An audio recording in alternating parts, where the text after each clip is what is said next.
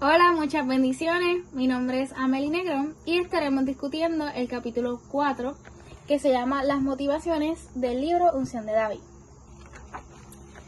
Bueno, en el capítulo 4 pues se habla de cuando David se enfrenta a Goliat. Me encanta cómo el autor, desmenuza la historia y que la hemos escuchado por tanto tiempo, pero, se ven las motivaciones y la intención de David mucho más allá, y se profundiza en el tema. Al principio, el autor empieza a explicar, quién era Goliat, empieza a explicar, lo que representaba Goliat en el pueblo de Israel, todo lo que él intimidaba y utilizaba, a su favor para tratar de atemorizar al pueblo. Así que, se empieza a ver lo que es la intención de Goliat al lanzar el desafío, que era precisamente intimidar a sus adversarios y sembrar el miedo entre ellos, cosa que logró. Realmente él logró, causar ese miedo en el pueblo, esa inseguridad que provoca el temor, que hace que la gente se paralice. Pero cuando alguien decide creerle a Dios y cuando alguien decide lanzarse aún con miedo, nos sorprendemos al ver los resultados y nos sorprendemos, pero obviamente hay que lanzarse por fe y hay que actuar conforme a las escrituras, luego él compara, cuando nosotros los cristianos, nos enfrentamos a este tipo de intimidaciones, a este tipo de, de cuando el enemigo nos quiere paralizar, cuando el enemigo nos quiere hacer frente, nos quiere hacer temblar de miedo, y lo compara con Goliat, como Goliat en nuestras vidas. Así que él, usa la voz de la intimidación para, apoderarse de nuestro cerebro, de nuestros pensamientos, y usa voces, que atormenten nuestro camino, nuestro caminar. El diablo emplea inmensa cantidad de voces de todo tipo, con las que trata de que usted reciba una lluvia de ideas que atormentarán su cerebro y que lo acorralarán con pensamientos de incapacidad y de inutilidad. Eso realmente es lo que el enemigo siempre trata de hacer, creer, hacernos creer pensamientos como de que no somos capaces, de que somos inútiles, de que no tenemos lo necesario para hacerle frente, y que nos creen nosotros, ese pensamiento de que estamos derrotados, de que no tenemos lo que se necesita. Y de hecho, hasta tendencias, que nos hagan pensamientos suicidas.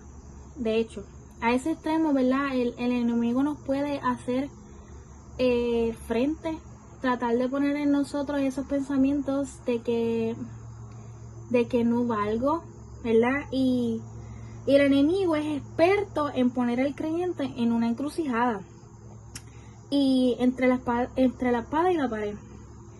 De modo de que cuando usted llega a una circunstancia así, cualquier tragedia puede suceder. Puede equivocarse y ceder al chantaje del maligno. Y el diablo, siempre utiliza las mismas artimañas, como dice, porque realmente el diablo no tiene motivación y utiliza siempre las mismas estrategias para tratar de intervenir en lo que el Señor tiene con nuestras vidas. Habla de cómo ese ataque, esa intimidación de Goliat, mejor dicho, crea en ellos un efecto psicológico y cómo, afecta psicológicamente al pueblo de Israel, tratándole de hacerle dudar, tratando de infundir miedo. Entonces, era burlón, era orgulloso, utilizaba esas artimañas para tratar de infundir ese miedo. Entonces, habla también de lo que era la armadura que cargaba Goliat. Especifica, todo lo que él utilizaba, todo, la armadura, todo lo que él tenía puesto para tratar, ¿verdad? De intimidar más, también de protegerse a sí mismo, como que él era invencible, etcétera, etcétera. Eso era lo que él quería proyectar. Entonces, ¿verdad? La motivación de ese impío, la motivación que Goliat tenía, era totalmente destructiva, era de verdad de intentar derrotar a sus enemigos y de intentar atemorizarlo. Entonces, y no se equivocó en sus cálculos, porque tanto el rey, desechado por Dios, como sus escuadrones se aterrorizaron con el solo hecho de oír los pasos del gigante cuando salía del valle. Y en ¿verdad? Lo relativo con nosotros, como esto conecta con nuestras vidas, es que el enemigo de nuestras almas usa las malas motivaciones para penetrar nuestros pensamientos. Como dijimos anteriormente, él trata también de utilizar esas malas motivaciones para atemorizarnos y que a él la estrategia se le haga mucho más fácil. Esa es la estrategia del enemigo. Entonces, eso, ¿verdad? Nos induce a actuar en consonancia en sus planes destructivos, ¿verdad? Como dije, él realmente intenta hacer que nosotros le hagamos caso para él tratar de meterse, él tratar de hacer lo que él quiere hacer. Él quiere destruir, quiere separar, quiere intimidar. Y si nosotros nos doblegamos, si nosotros nos cogemos ese miedo, realmente le estamos dando la oportunidad. A causa de ello podemos rebelarnos contra Dios, distanciarnos de Él y hasta separarnos de nuestro Señor. Cuando eso ocurre es importante recordar que Dios considera la rebelión al mismo nivel del pecado de adivinación, el cual implica hechicería, idolatría y esos otros pecados horrorosos. Ante una situación así, la única solución viable para destruir esas motivaciones malas, se dice, ¿verdad? Dice el apóstol Pablo en la 2 de Corintios, es que toda altivez que se levanta contra el conocimiento de Dios, llevando a cautivo todo pensamiento a la obediencia de Cristo, ¿verdad? Todo pensamiento que no sea correcto, llevarlo a la obediencia de Cristo, ¿verdad? Y que Él sea el que cambie en nosotros todo pensamiento contrario y los cautive, ¿verdad? Por lo tanto, es importantísimo que no ignore que el enemigo usará cualquier acechanza que le haga sentir intimidado y que tratará de impedir que usted avance a la conquista de los objetivos que Dios quiere que alcance. De modo que ante cualquier situación, motivación y acechanza puede presentarse ante usted, recuerde que la promesa más segura que tenemos a la mano es que todo lo ponemos en Cristo, que nos fortalece. Así como dice ese versículo, ¿verdad? Que lo repetimos tantas veces, no lo sabemos de memoria. Nosotros lo tenemos que tener mucho más presente cuando vienen esas acechanzas y contrarrestarlas con la palabra del Señor. Luego, ¿verdad? En el mismo capítulo habla de lo que uno de los subcapítulos es, uno de los subtemas es que el fruto de la intimidación. El relato dice, ¿verdad? Que oyendo a Saúl y todo Israel, pues se turbaron, tuvieron miedo, y eso lo dice en 1 Samuel 17:11. Las expectativas del gigante se cumplieron porque la gente de Israel realmente le tuvo miedo, realmente se atemorizó. ¿Por qué? Porque Goliat era gigante entre los filisteos. Y yo me imagino que Saúl tenía tanta presión encima porque él era el gigante entre los israelitas. Él era el más apto para la tarea. Así que él dirá, me toca a mí. Él tendría que sentirse mucho más atemorizado que los otros. Era más alto que cualquier otro hombre en Israel. Saúl era el hombre más apuesto de Israel, era el tan alto que los demás apenas le llegaban a los hombros, ¿verdad? Así lo especifica en 1 Samuel 9:2. Quiere decir que por sentido común, pues si yo soy el rey, pues yo voy a escoger a la persona que más yo vea apta para la tarea, el más preparado, el que tenga las mejores destrezas para, ¿verdad?, vencer al mejor, ¿verdad?, el mejor gigante, el mejor el mejor de los filisteos. Entonces, el primero que se atemorizó, el primero que sintió sus piernas temblar, el primero que flaqueó entre aquella amenaza fue el gigante de Israel. Entonces, al ver aquello, ¿qué pasó con los demás? Pues el temor invadió el resto del pueblo. Y verdad, luego habla de cómo la gente, por decirlo así, estaba ¿verdad?, atemorizada, se volvieron locos, empezaron, ¿verdad?, a comenzar ese tipo de miedo en el pueblo, se empezó a regar entre ellos y, ¿verdad?, todo ese tipo de cosas que sucedieron. Entonces, el diablo emplea la intimidación para frustrar nuestros planes. Sin embargo, el autor vuelve a repetir: todo lo puedo en Cristo que me fortalece. Cuando apelamos a la palabra de Dios, cuando nos dejamos empoderar por el Espíritu Santo, suceden cosas maravillosas. Y hay sanidad, liberación y se siente el poder de Dios, ¿verdad? Como dice el corito, pues así mismo, ¿verdad?, nosotros tenemos que repetirlo en nuestra mente.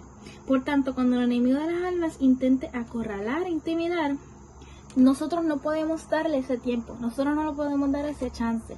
Y rápido que lleguen esos pensamientos, nosotros tenemos que hacer todo lo posible para contrarrestarlo con la palabra que el Señor depositó en nuestra vida, con la palabra que el Señor, ¿verdad?,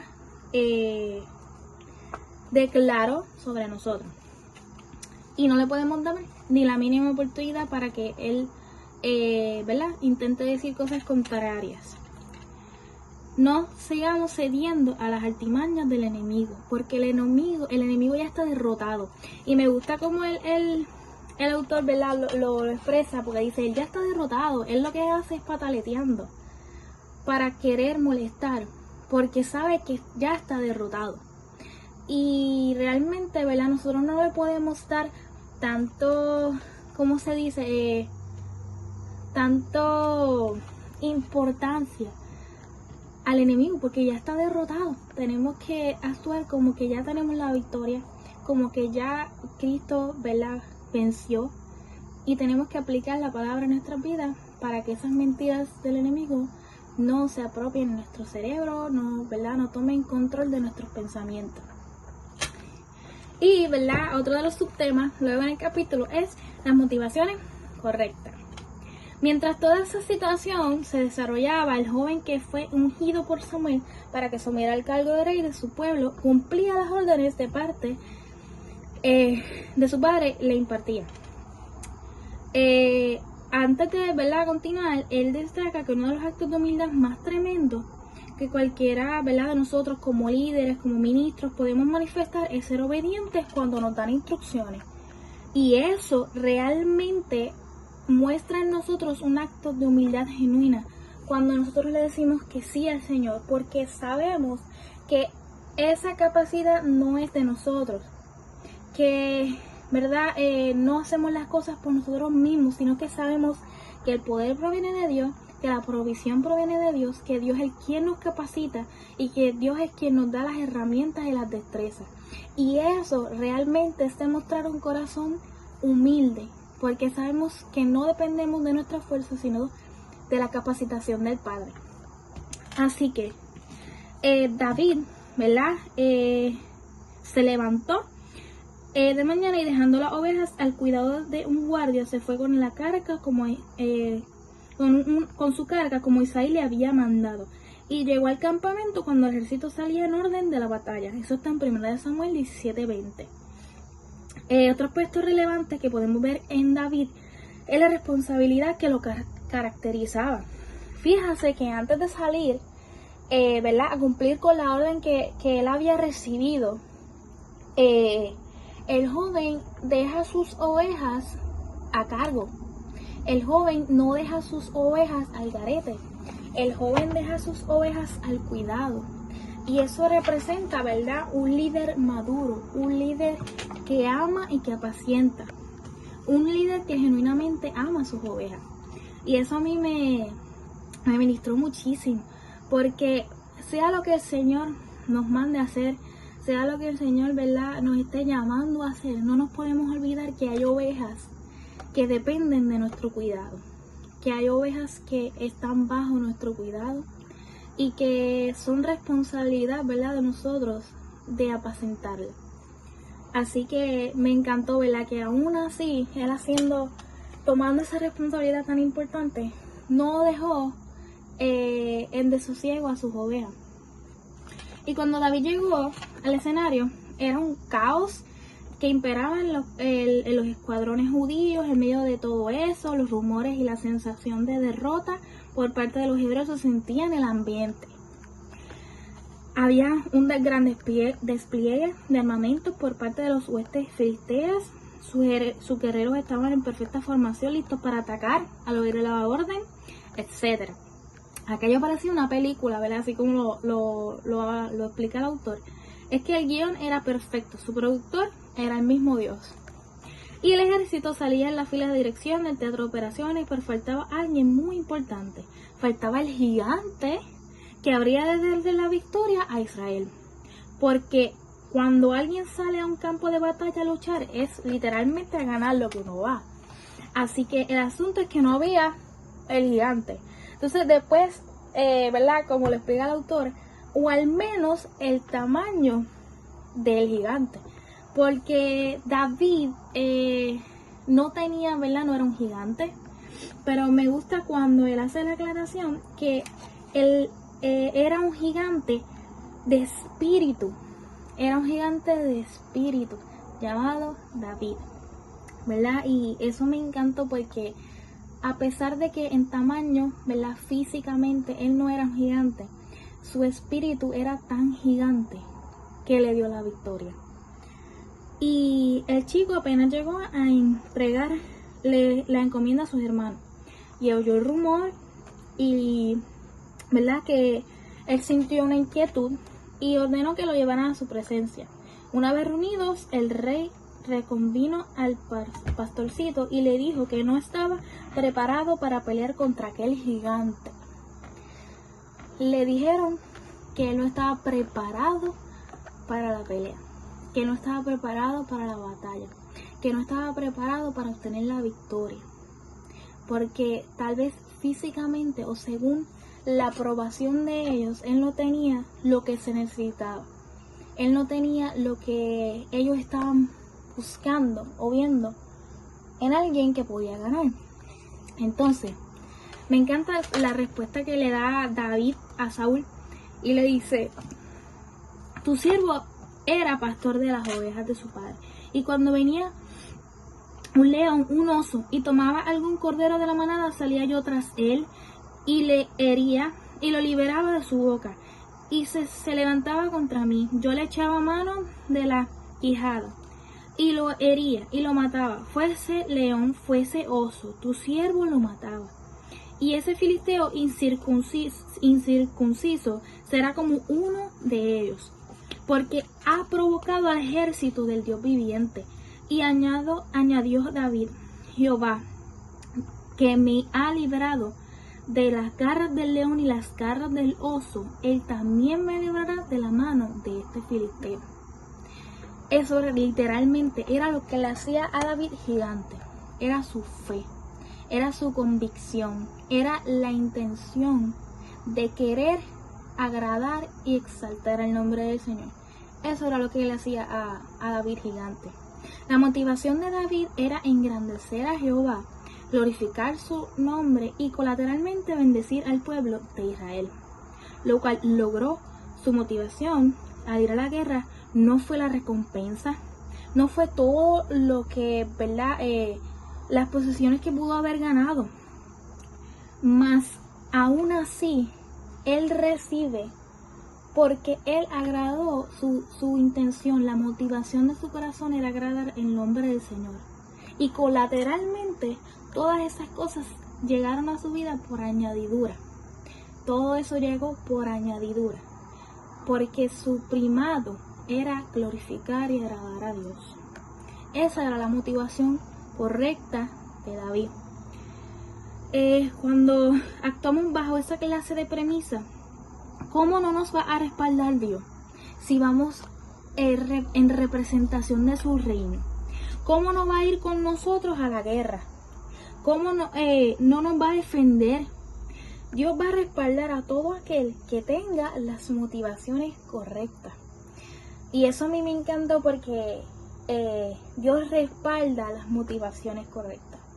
Dios se hace cónsono y con esas motivaciones correctas. Dios se hace nuestro equipo. Nosotros nos hacemos su equipo cuando tenemos las motivaciones correctas, que es siempre agradable al Padre. Y permite hacer una acotación aquí, dice el autor, ¿verdad? Debo confesar que una vez estaba tan enojado que le dije a un pastor amigo que iba a darle por la cabeza a un fulano por algo que había hecho. Y ese pastor con mucha mansedumbre me dijo: Rey, le quiero decir muy respetuosamente que no haga eso por ese motivo, que lo vaya a hacer, que si lo que vaya a hacer, hágalo para honrar el nombre del Señor, pero que no lo haga para darle la cabeza a nadie ni para demostrarle que usted tiene la razón. Y ¿verdad? El autor dice que eso como que lo hizo pensar, lo estremeció y empezó a pedirle perdón al Señor y darle gracias. Ahí yo lo vi, ¿verdad? Como el mismo Espíritu Santo redarguyendo su corazón. También le agradecía a ese pastor porque tuvo el valor de decirme que no hiciera nada con la motivación equivocada. Y que muchas cosas, ¿verdad? A veces nosotros hicimos o hacemos con una motivación equivocada. Así que recuerde esto: nunca haga nada con la motivación equivocada. Hágalo todo por amor, aunque se enoje, aunque tenga razones para sentirse como se sienta. Hágalo todo para la gloria de Dios y por amor, aún a sus enemigos. Cuando uno hace las cosas por los motivos correctos, lo primero que sucede es que se glorifica a Dios, y que debe ser el objetivo principal de cada cristiano. Además, bendice al que recibe lo que uno hace. Y por último, uno disfruta del gozo de hacer las cosas por los demás. David peleó contra el gigante para que Dios fuera glorificado. En verdad, la gloria fue para Dios. Y si ese pastor de ovejas, convertido en un guerrero, hubiera tenido la motivación incorrecta, o ese no fuera su la principal causa de él enfrentarse contra Goliat, ¿verdad? Que en este caso era agradar al Señor. Si no hubiera sido esa, la historia hubiera cambiado. La historia fuera muy diferente. David podía haber sido destruido, porque lo que hacía a David diferente de los otros guerreros es que él tenía un espíritu gigante. Lo que hacía diferente a David era la intención y la motivación de su corazón al enfrentarse. Hay muchos cristianos que estudian y se mueven por diversas motivaciones, y menos por la principal, y que es darle la gloria a Dios en todo lo que hace. Por eso vemos creyentes débiles en la fe, llenos de contradicciones, confundidos y adoptando personalidad que declara el apóstol Santiago: personas de doble ánimo. Personas de doble ánimo. Líderes estimulados por ganancias deshonestas, ministros en busca de fama y fortuna y todo aquello y mucho más a causa del afán desmedido generado por las motivaciones incorrectas. ¿Verdad? Las motivaciones incorrectas nos pueden llevar a desalinearnos completamente de la voluntad del Padre. Nos llevan a la derrota, nos llevan ¿verdad? A encaminarnos fuera de los estatutos del Señor. Y tenemos que tener mucho cuidado y examinarnos cuál es la intención que hay en mi corazón, cuál es la motivación que hay en mi corazón para hacer las cosas del Padre. Entonces, luego al final hace unas preguntas para ponernos a reflexionar, y me gustaría leerlas, ¿verdad? ¿Qué le estimula a servir en la obra de Dios? ¿Qué le impulsa a seguir a Cristo? ¿Servir a otros o recibir recompensas por sus actos? ¿Qué le mueve a involucrarse en la guerra espiritual? ¿Acaso será predicar el evangelio para la salvación de otros? ¿O será la satisfacción de concretar una meta que agregue valor a su prestigio? Cualquiera que sea la motivación que le impulse, busque la voluntad de Dios para usted. y persiga todo lo que le dé la gloria a Dios. Y recuerde que somos escogidos para la alabanza de la gloria de su gracia. Fuimos creados para alabar, para adorar y glorificar a Dios. Y cuando nosotros tenemos motivaciones correctas, nosotros somos respaldados por el cielo. Nuestras acciones son respaldadas por el mismo Padre, por el Espíritu Santo, cuando las intenciones de nuestro corazón son las correctas. Así que siempre buscando agradar al Padre, dándole la gloria al Padre, y no pensar, ¿verdad?, lo que son las recompensas o lo que podamos recibir a cambio, sino en lo que nosotros podemos hacer para servir a otros. Así que, ¿verdad? Esto ha sido todo el estudio de este capítulo. Realmente tenemos que evaluar las motivaciones de nuestro corazón.